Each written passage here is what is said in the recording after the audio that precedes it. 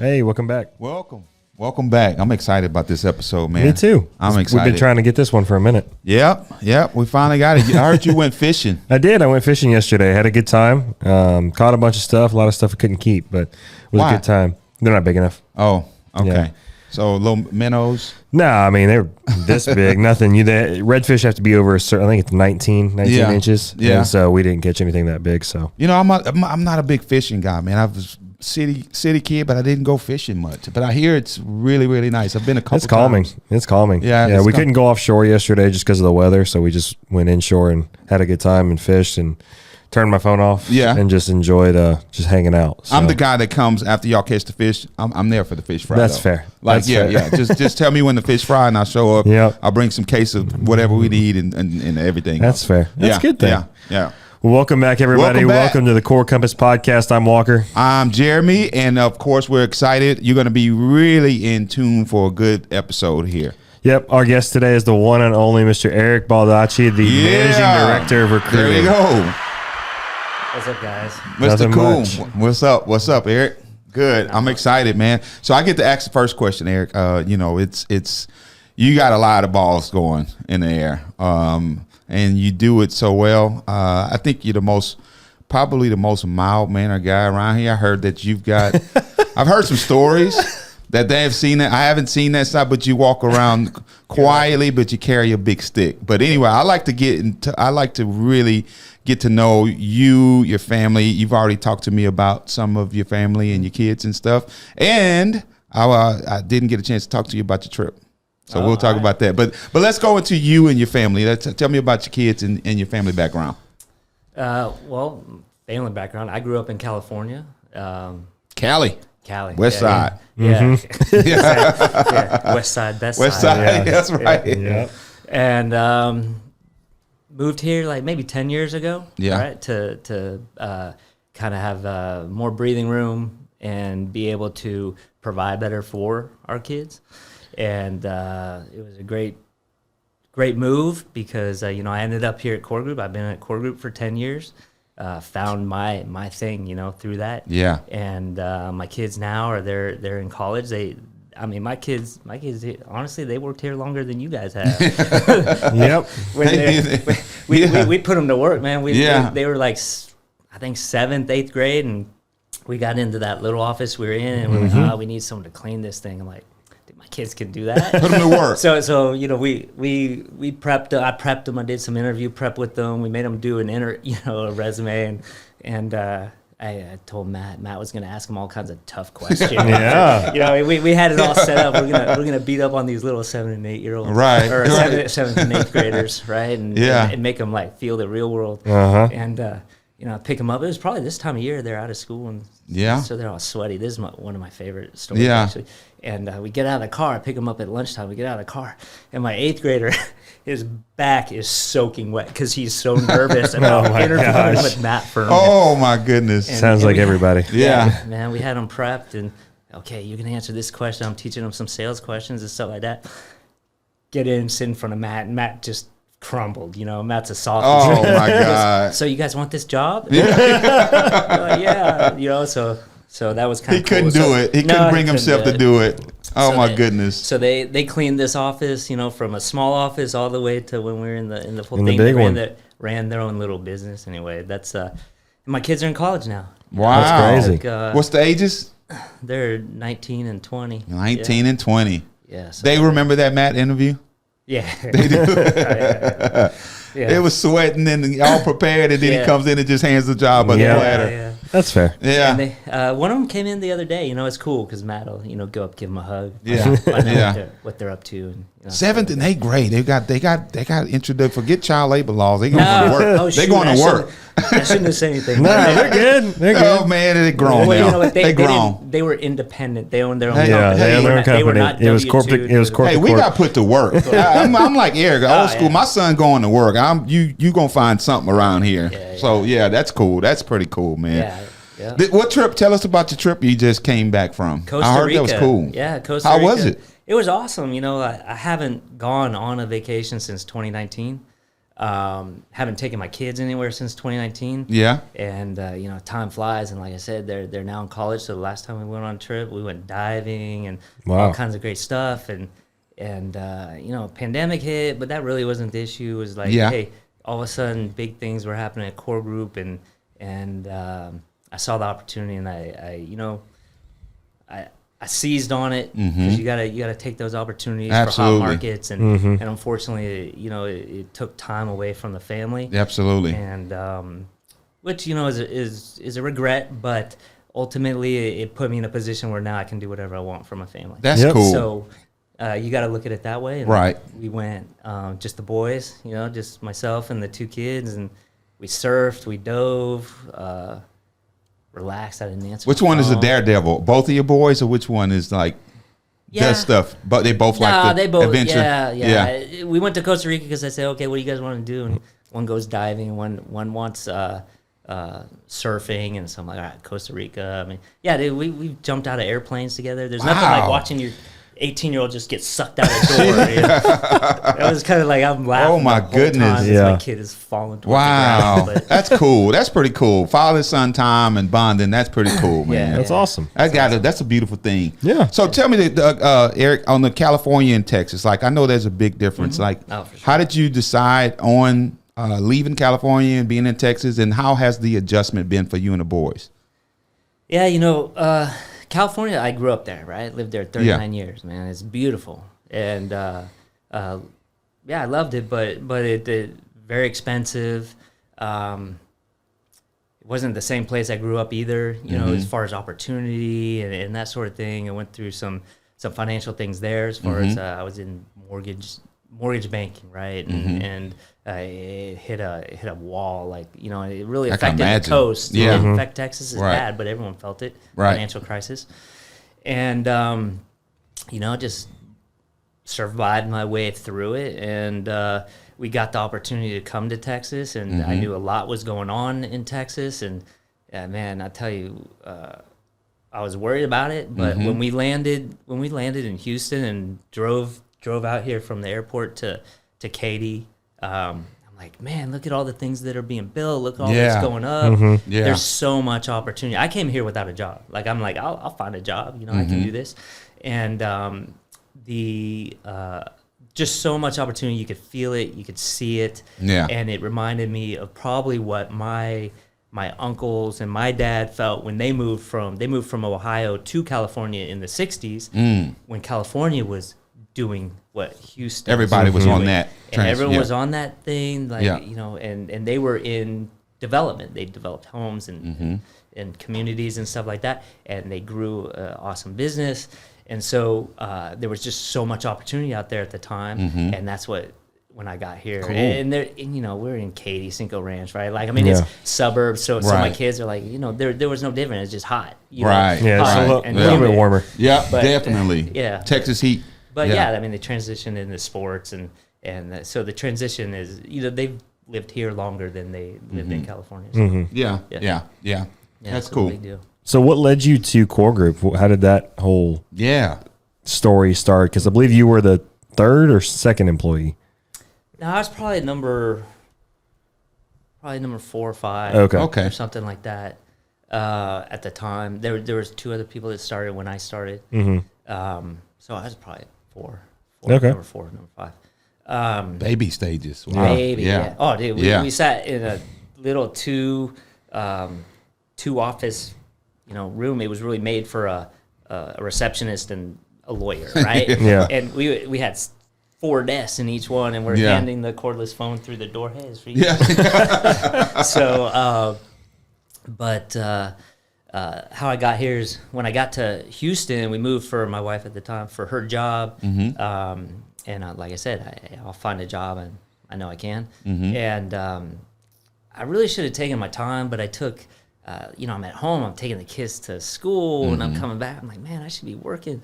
And so about a month into it, I did find a job, and I was commuting down to, maybe 45 minutes away, which coming home in the afternoon could be 2 hours. Yep, pretty taxing. Crazy thing, and I had done this stuff before, and meaning that type of job, and I'm like, you know what? I don't think there's as much opportunity as I thought, and And after a commute one day, I'm like, yeah, forget this. Like, I'll find something closer.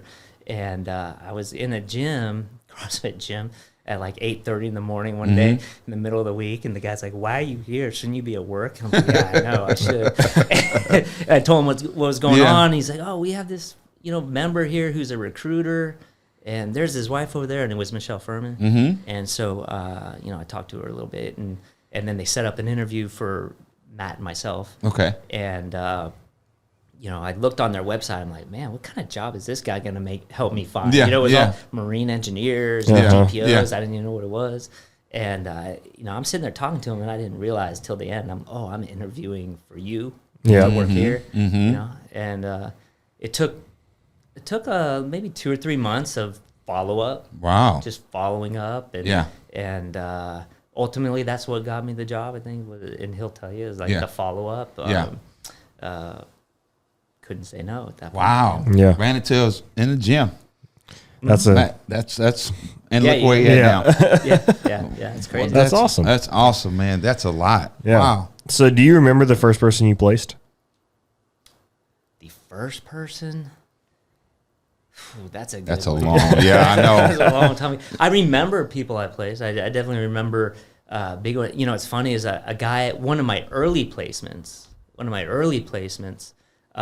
was Ben Adams, who now works for okay, yep, which is cool. Oh wow! But the very first one, I think I put a master on a drill ship or something. Really? Like that, which was huge because that was pretty tough. Yeah. So you came in as a recruiter. Yeah. Okay. Yeah. And I didn't know anything. I mean, the first day I never recruited. I never was in maritime, oil and gas. And the first day, Matt Furman hands me a spreadsheet. And one of the reasons I'm where I'm at right now is literally like I wanted to work and I started. And there was another person who was supposed to start the same day as me, and he knew maritime, he knew everything, and he decided he wanted an extra week of vacation. Oh. And so I was lucky enough that Matt Furman handed me a spreadsheet that said, call these DPOs. Like, it's a DPO. And call them about what? Yeah. Yeah. And then he just handed me a sheet, ask him these questions. All right, cool. Cool. And that was a high demand job at that time. People, but they were wanting them to move shoreside. Like, so my thing was trying to find someone who wanted to double their workload and cut their pay in half. Yeah. So go from 180 a year working 6 months a year to do you want 2 weeks off a year, 50 weeks a year work and make 90? And so my first jobs were finding DPO mariners that wanted to come shoreside, and I got a few jobs where I got to put people offshore. But there's certain placements I remember for sure. Because they were like, why we do the things we do, which is to change people's lives for the better. That's right. But I'll have to go back and see who the first one was. First one. DPO, we always ask. That's crazy. He said just spreadsheet and numbers of call, and with nothing else. Here's DPO. A phone. Get after it. And not only that, change the whole way they've been working. Yeah. And go recruit them. Wow, that's awesome. That's awesome. Well, I just want to ask you, this is our time, man. What core value you're going to go with? Because I'm going to ask Eric, service above self. And I'm going to say results oriented. Like, he seems like a results oriented guy. What's your favorite core value that you would have to say? You guys hit it on the head, but I'd say probably service above self. You got it. Yeah. Oh, yeah. Sign me $1. You got it. I'll take a signed $1. You got it. I think that they all flow after that anyway. Like, I mean, the results. Yeah, we want those results, but they come if you're putting everything else in front of. Service above self. That's right. I agree. He didn't email you or call you, did he? Because he cheats sometimes. He never. Okay. No, yeah. No. Never. Yeah. So you got just that good. Service above self. Yep. I love that. And the core values. I think that was one of the things that we talked about. This that resonates with everyone. When you see them, you see the people. You guys do a great job of finding people that connects with those core values. It's not some people place them up there and it's just like, oh no, we actually have people here that embody that, and I think that's intentional by you guys, because you were in my interview, so I'm sure you look for certain things, and that's a tribute to how the company's been growing. So that's a question. So you were on that one. Yeah, it's a question y'all bring up in the interview, which I like too. So yeah, that's awesome. we're there to change people's lives and make it better for the company, make it better That's for this right. person who's going to take a job. And if you're putting that ahead of it, everything's important. But it's huge on the on this crewing side. Yeah. And I think that's how we really exploded there. Like the client is, what did they want? Okay, let's do this. You know, and okay, we need to put someone to work. They need work. Right. And those are the two most important things. Are we doing the right thing to help these people achieve what they want to achieve? That's it. And after that, like all the good stuff flows. That's it. That's it. That's cool. Hey, I heard from a little birdie you like to sing karaoke. Is that true? I've heard some performances. No, it is not. It's not true. It's not true. Like to do, like that's not something I choose to do on a regular basis. It's something I'll do on special at the moment, and I'm not doing at it the right moment. That's where that's leading. I wasn't going to lead up to that, but let me ask you this: what's your favorite karaoke song that you performed before? Can you remember? No, man. I heard you just did one at the golf thing. Yeah, was you there, Walker? Did you see that performance? I may have been there. I wasn't there, so I like to know about it. There was a performance, but it's controversial. It's not for the podcast today. No, I'm not throwing that one out. Alex told me, but I heard y'all had some really good fun. Yeah, it was a good time. It was a good time. It was a good time to celebrate the team. That's cool. So. That's cool. That's cool. So what kind of stuff do you like to do outside of work that you enjoy? Yeah, when you have time. Yeah, when you have time, just relax when your phone's not ringing. Yeah, like the last 3 years that hasn't happened. It's sure. been we did everything we could to build this place when you take a hot market. Right. But I'm really trying more to get back into work-life balance a little bit. Yeah. But I just took my kids surfing, and that was amazing. Love it. Were you tempted to do work, or did you unplug completely? Dude, I was telling someone today, I was surprised, man, because normally I'm like, I got to stay involved. Everyone left me alone, and everything I looked at, I'm like, man, I could deal with that later. But I have a good team. Like we built a good team. Like the logistics and onboarding team. That's right. We have phenomenal people. So you trust them to do their job, and the other managers and account managers running this crewing. Phenomenal. They know what to do. So unless something I got one call that said I need to talk to you.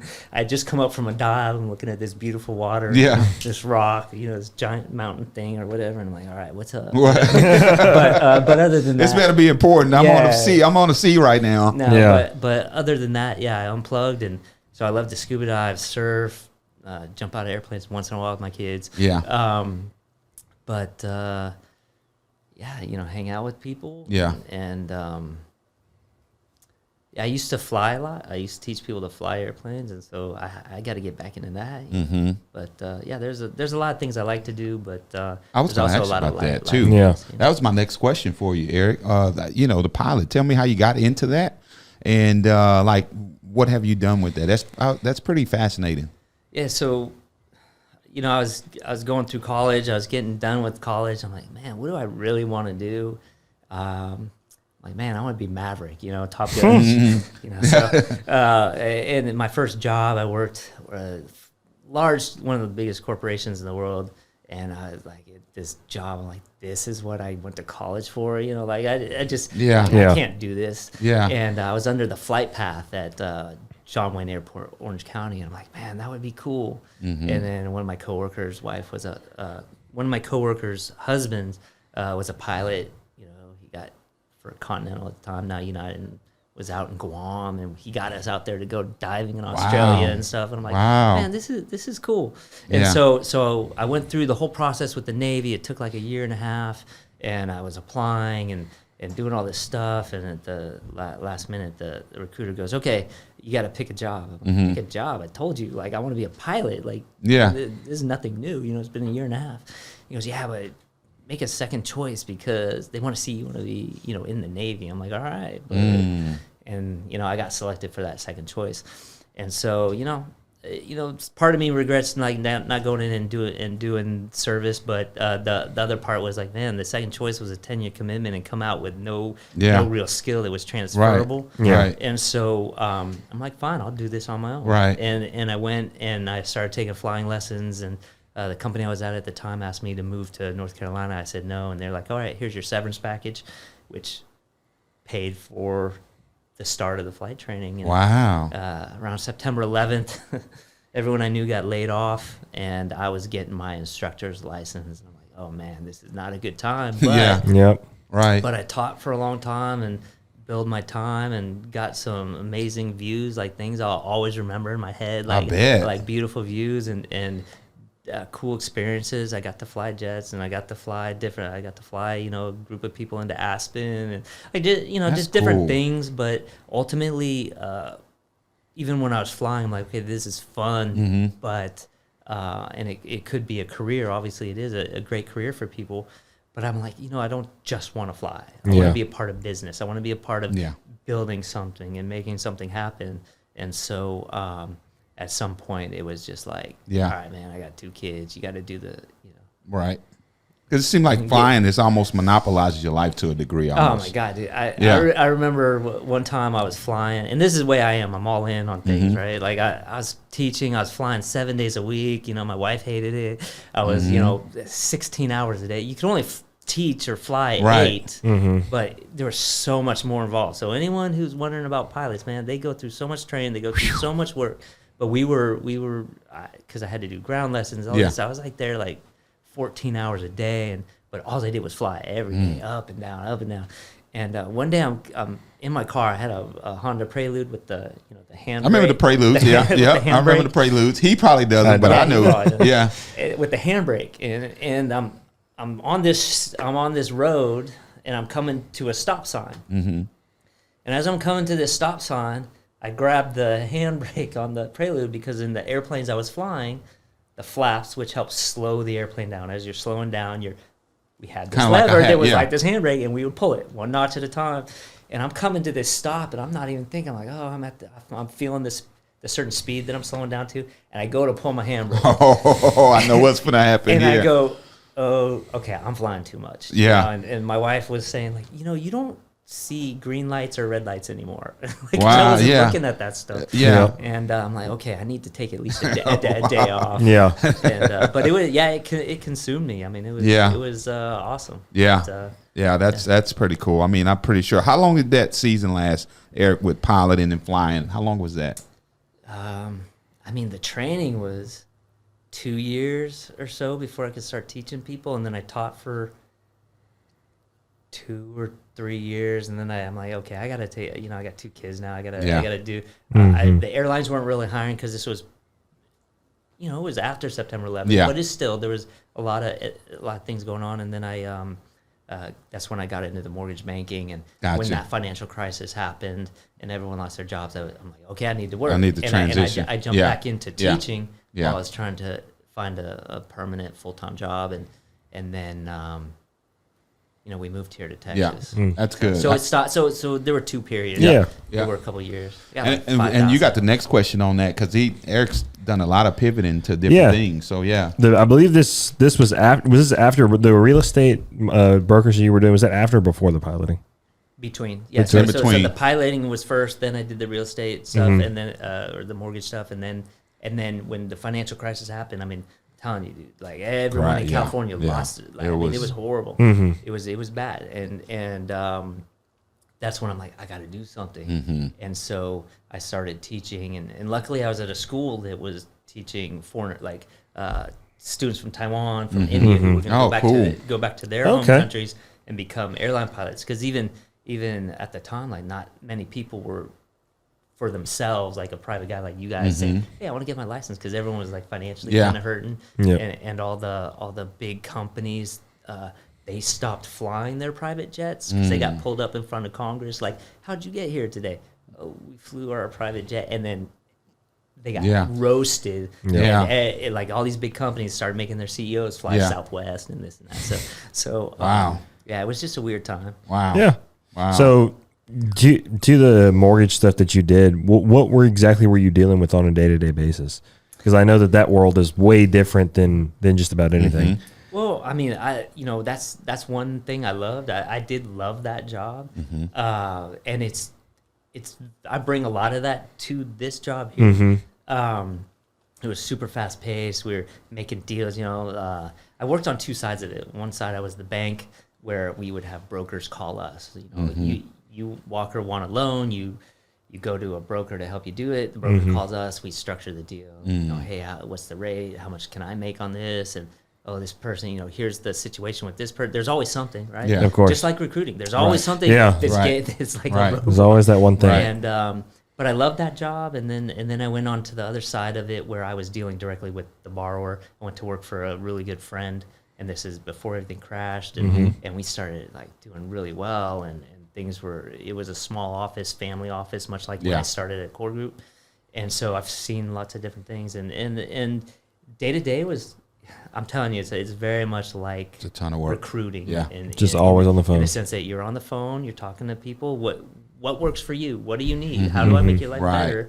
And how do we structure this? And there's always issues, and there's always connecting those dots. And then you're going to the client or to the bank. Okay, here's what I need to do. And, and they're saying, well, here's the issues and this and that, and it takes 30 days, and it's never smooth for the most part, and it's problem solving, and that's what I love about this job here. I'm really lucky problem that solve a lot. ended up in this company and in this job. Absolutely, that's awesome. Absolutely. What would you say? I guess you've been a pilot. You've been in the corporate world. You've been in maritime. What would you give the advice to your sons? To anybody listening that has to pivot, that has to make that decision, left or right? What would you say that's been very helpful with you, and as you do these transitions and pivots? Yeah, just you got to pivot. Yeah, you got to look for the opportunity. You got to take it, and it may not work out. I mean, I had multiple that didn't. Right? Every time I thought, hey man, this is it. Like literally, a world event would happen. We had 9/11, and then we had the global financial crisis, all kind of stuff. And so this is the longest job I've ever actually been at. Not because I've ever been fired or just said, oh, I just want to leave. But it's like different things have happened, and so, but I've done different things, right? And you just go do, man, and you put your effort into it. You can't think you're above anything. You're always going to be learning. That's good. Yeah. And so go in there and make yourself do things, even if it's not your job description. How can I help? What can I do? You start relieving people of stuff. All of a sudden, you're the most valuable person. Like, because they're like, oh God, I don't want to lose that person because they help me so much, and they've taken this off my plate and helped me. For example, like you have a manager, you've helped your manager leave some time, who can now go do something even better and build something even more, and then it pulls you up, and so it's just put everything you got into it. Don't think you're above anything. Don't look at just your job description. Yeah, go do it, and be helpful. You're gonna be faced with times where you like, what do I do? Do I pivot, and or you have no choice, and it's scary or you're nervous, but you just go do it. It's gonna work or it's not. I remember, one time when the oil and gas downturn happened here when I was at Core Group, in 20 whatever it was, 15, 16, 17. I can't even remember the year, right? But we were starting to have to lay people off, and I remember one of my really good friends. Like we still talk and hang out. I would love for the guy to come work here, but I know you've tried to recruit him already. Yeah. I don't know. Cliff, he's great guy. But he's like, man, why don't you leave, man? You don't want to be stuck without a job, like musical chair type thing, right? I go, man, I'm here. I'll ride this one till the wheels fall off. We're gonna know in 2 or 3 months anyway. And you have to have confidence in yourself. If you have your abilities, and you can, no matter where you go, if you can work hard and provide value, then you should have confidence in yourself that like I will find what I need to, and I will. That's good. I will excel at what I need to. That's good. And so even if I stick this through, I might be unemployed for a little bit, and it could be hard and difficult, but we always make it through, to the other side, no matter what. And that's good. Man.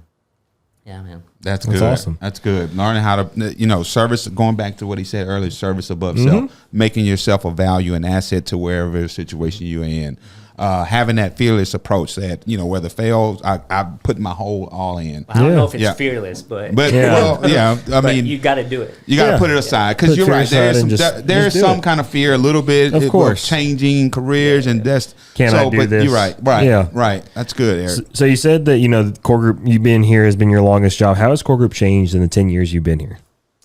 Well, man, that's like good. I said, you know, we started out. I already described the office. We started out in, right, and now what we're in now. There was 6, 4, 6, I forget, and it was very much, you know, everyone did everything.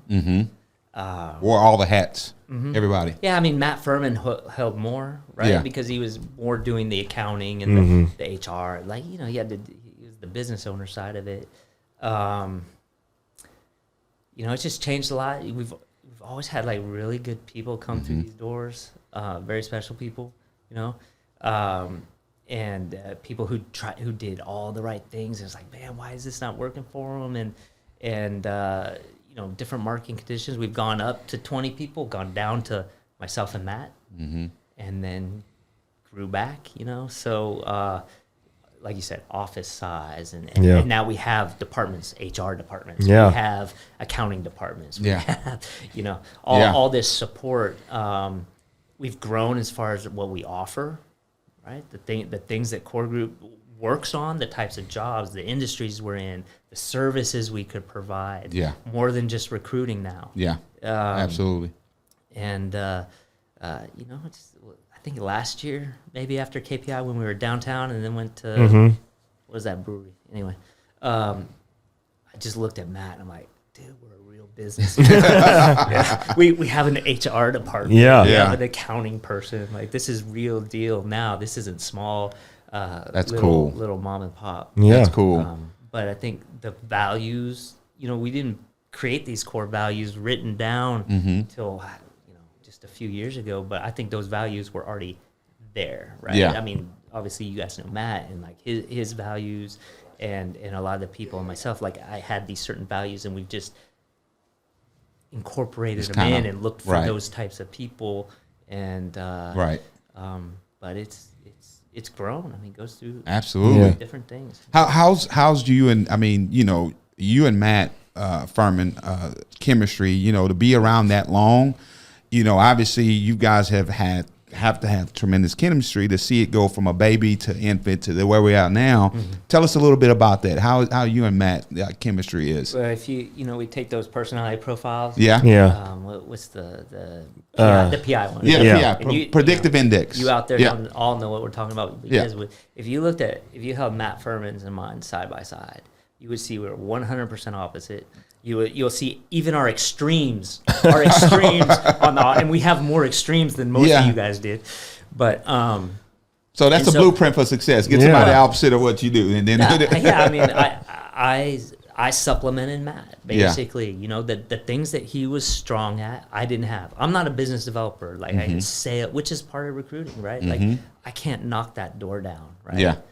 But if you get me in that door, I'm going to love on you. I'm going to provide you so much customer service. Matt Furman, he's going to knock that door down, and then he's going to be like, "Ooh, another door." And so that's where I really added my value to Matt was you know, support him in where he needed support on more of the the account management piece, which he could do all the different things, but it allowed him to move on and focus on building business. That's right. And so, you know, I mean, the chemistry is basically we're exact opposite. I learned a lot from him. You know, he's younger than I am, and I came from other things. I think in the beginning he was like, you know, he knew I went through that mortgage thing, and so he would, you know, listen to some things I might have to say about different things, but ultimately, you know, the way we approach things and view things are two totally different ways, and I think it just supplemented each other. Like I learned a lot. I changed a lot because for the better from some things or how he approaches certain things, and so you know, it just worked. It worked. We covered each other's weaknesses and accentuated each other's strengths, I guess you could say. Yeah, that's awesome. That's cool. As far as back to recruiting, you know, you're considered the best recruiter here. Anyway, go ahead. Continue. What does it take to be a great recruiter? That's good. Right. First of all, I would not say I'm the best recruiter. I'm the longest recruiter here. Obviously, you guys get Daniel Arenas on this thing. He's oh yeah, a great recruiter. Yeah, right? He's a monster because of the way he thinks and the way he approaches things. I've learned a lot from him, and the research he does, and then how he talks to people. I think the part that made me a decent recruiter was. Yeah, not so much the technical aspects of how do you search, how do you do this, how do you do that. I mean, there is a total art and science to it that I was never like that strong with. But it's just when I was talking to the people, asking the questions, digging deeper than like, oh, you want this job? Right. No. Like, I mean, I think I've done your guys' training sometimes where I'm like, keep asking why and keep asking how until it literally runs into a roadblock. Yep. And so, because you got to get down to what the real motivation is this really a better opportunity? Does this make sense? And there's a lot of things that'll derail the deal at the end, and you want to try to find those in the beginning. So time, pain, learning through the failures, channeling your emotions. Absolutely. Learning the pain of losing these deals towards the end, and so it's all learning. Just kept learning. So if anyone thinks I'm the best recruiter here, it's not the case. It's just I've just done it longer, and so I know the pain points, or I know the industry a little more. Yeah. But as you guys get to a few more years in, you're gonna see those windows and know those doors of the hiring manager just said this. You know what? They actually need something else. Right. Or hey, there's another opportunity. Hey, who can I talk to about getting that job? So it's just that's just time and experience. There's nothing special about what I do, I think, except for I don't take anything at face value and I just keep asking. That's right. That's good behavior, and I've learned that a lot. And we'll have Daniel Arenas at some point on. Yeah, of course. But he digs deep on that, and you have to do that on the contract side, I'm sure, with keeping those guys plugged in and busy and work. So that's cool. That's pretty cool. So I want to go back to your California days. What would you say a big difference between Texas and California, and not just weather? We know the weather is there. That's a given. But cost of living, like what do you and your sons enjoy most from California, Texas, and give us a little bit of comparison on that for those that haven't been out. Yeah, I mean, California is just beautiful. I mean, the reason you pay for California to live in California is because you could literally do. Oh, you want to go to the desert? Cool. Yeah, we got Desert Valley. Yeah. Or head to Vegas in 3 hours from LA, right? Oh, you want to go down to Mexico? Okay, that's close. Right.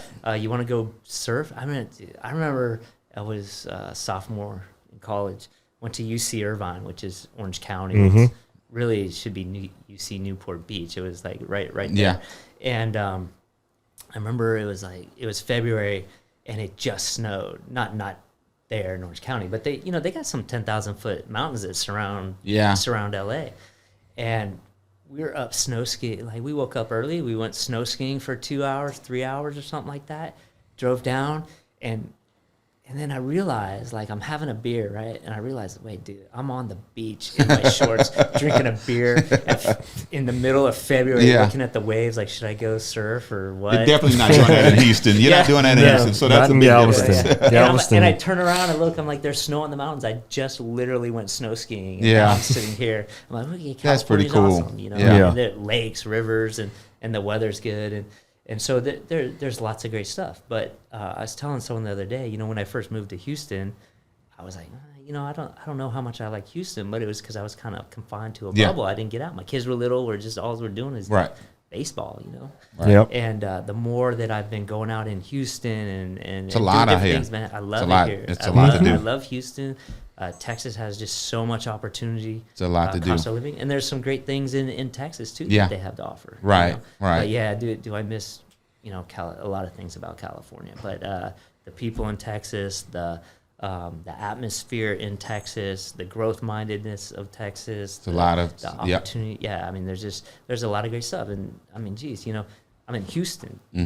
You can fly to New York in 3 hours. You can fly to LA in 3 hours. You can fly to the Cayman Islands in 2 hours. I mean, Costa Rica took me 3 hours. Like, you can go anywhere. You can go anywhere. That was cool. Yeah. It really only took 3 hours to go to Costa Rica. Yeah, it was.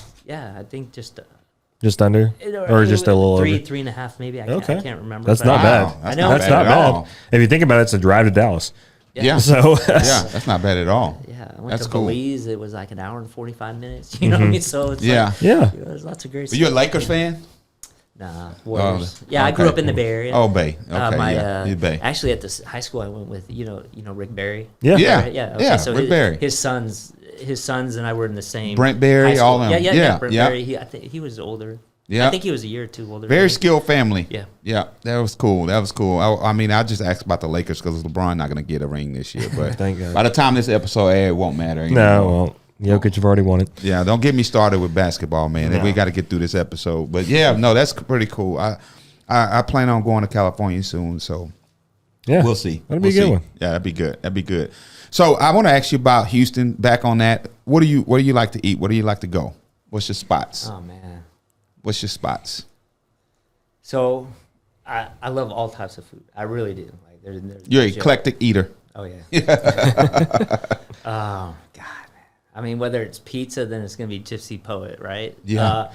Man, you know what I'm bummed about is Taste Bar's closed. That place was. Have you ever been there? That place was super good. With why did it close? You know, I didn't even know that. It's been a while since I've been. Yeah, I think it was like IRS issues or something crazy. That place was super good. It was good. It was really good. You been to Taste Bar? I have not. Oh no. Yeah, that place is super. Look it up. It's pretty good. Yeah. You know, Katarobata sushi. Man. Oh yeah. I mean, they got great stuff. Lots of Asian foods. Like I like that. Ton of Asian. Thai food. Mm-hmm. Tex-Mex out here. No, not a fan of it. No. No, man. Yeah, Tex-Mex just does not have my attention. I got you. Yeah. When someone says queso, I'm like, man. That's fair. Yeah. That's the California in you. Yeah. I want a crispy taco. Yeah. I want a real fish taco from Ensenada. You know, That's cool. So you go out. Do you like to go any place else other than eating out here in Houston? Any events, any stuff out here? Hudadak. That place is good. Yeah. That's Alex. Alex took me to that place. Oh man, that's the one with the wings. This Katy Asia town has the best food. They do. It's good. Yeah. But yeah, I mean, Houston has great food. Like lots of great places. You know, I mean, there's just so many I've tried. It's a lot. You know, down in downtown or down in midtown or Kirby. It's a lot. Do you know we're one of the most fattest cities? Did you hear about that? Just because of all the restaurants and all the stuff. No, I didn't know that, but it makes sense. Look it up. I gained 20 pounds when I moved here. Yeah, see, I'm not joking. I'm not joking. I mean, wow. I mean, that's just I didn't know that. I was a lot of good stuff. It is. It is most definitely.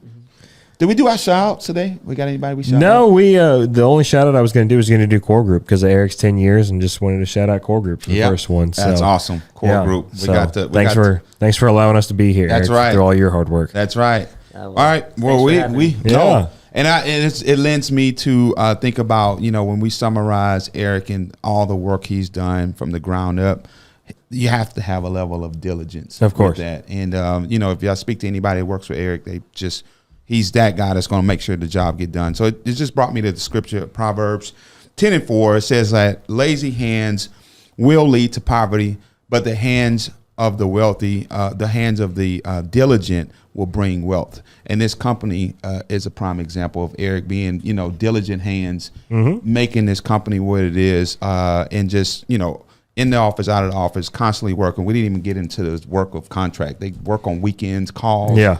I mean, his phone's never not ringing. I'm surprised your phone hasn't rang. He's in the seat getting the call. He didn't bring his phone. But that's a level of diligence, you know, that's unmatched. And we're not where we're at without Eric's diligence and everybody who's come before us, and we appreciate that. And the last one I'll leave you with is Galatians 6:9 that says, "Be not weary in well doing, for you will reap if you faint not." So wherever you're at in life, just continue to drive, continue to push. Don't get weary in well doing. What we do here is it's a blessing. We get to put people in positions to win and in transition. And, you know, when those days where we get a candidate to fall off, I can't be weary in well doing. Nope. I got to keep going. I got to keep going. Keep your head down. So for all you out there, you know, don't be weary in well doing. You will reap if you faint not. Yeah. That's it. That's awesome. Well, Eric, thank you so much for joining us. Eric. It's been awesome. Thank you for your time. We grabbed him. Thank you for letting me step into your guys' world. Yeah, it's fun. That's awesome. It's fun. It's a good time. We love doing this. Well, thank you all so much for joining the Core Compass podcast. We hope you enjoyed learning more about our guest Eric and his valuable insights about recruiting, about California, just about everything. Life. Yeah, about life in general. Remember, you can find us on Apple Podcasts, Spotify, Google Podcasts, and YouTube for more great episodes like this one. Don't forget to follow us on LinkedIn, Facebook, Instagram at Core Group Resources to stay connected about all our news, episodes, and latest sneak peeks. That's right. Thank you so much for joining us. We'll see you guys next time. Thank you for listening. Bye, guys. Bye-bye. Peace.